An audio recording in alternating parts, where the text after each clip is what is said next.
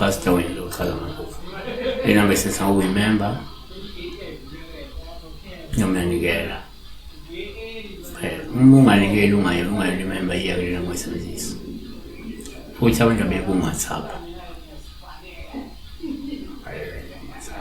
Yabo? Khona from Monday to Friday. From 9 to 5. Sibheke siyabangena. Sawubona manje sokubuza ukuthi uphupha ubona ibeningi ngizikujabulela. Nawu zijabulela uphupha inyoka yazi imjabulela. Naye ijabulela inyoka kodwa ugcine wabaleka. Wonke ngasesa. So yini mfene ngaba ibhabhuni ngaba yini bhabhuni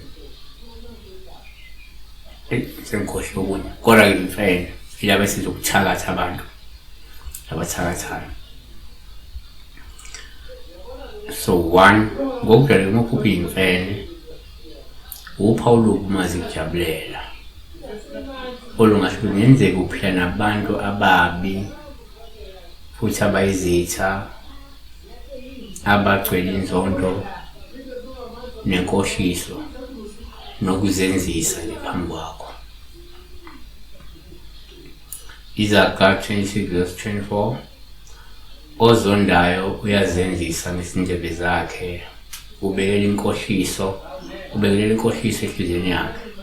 2 kuyenzeka uma uphupha imfene kuwuphawu oluhle kwesinye isikhathi uma zikujabulela.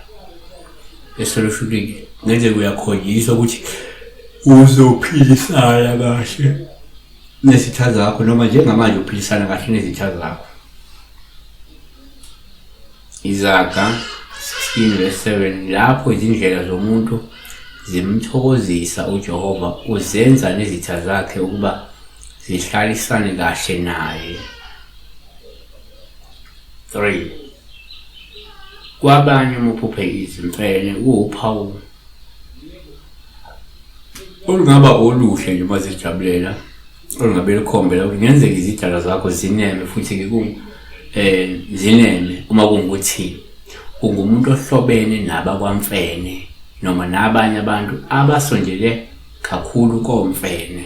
Yibona ngoba sisho nje kunabanye abantu ohlobene labakwamfene noma mabe bezibongelela imfene ziyangena ukuthi khona ubudlelwano bukhona.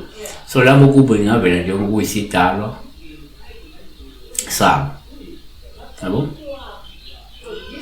Number 4 sibheka nje la kwesinye isikhathi ke uma uphupha imfene kungaba ke uphawu hluba uzibalekela wena lokusho kungenzeka uzoqhela kubantu ababi okade uhlangene nabo ngamanga nenkohliso.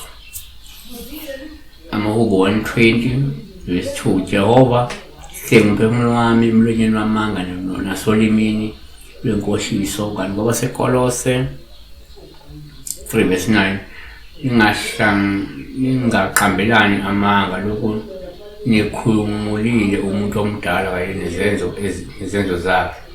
Siyabonga besibheka la imfene uphupha ujabula nemfene hleka nemfene zakho.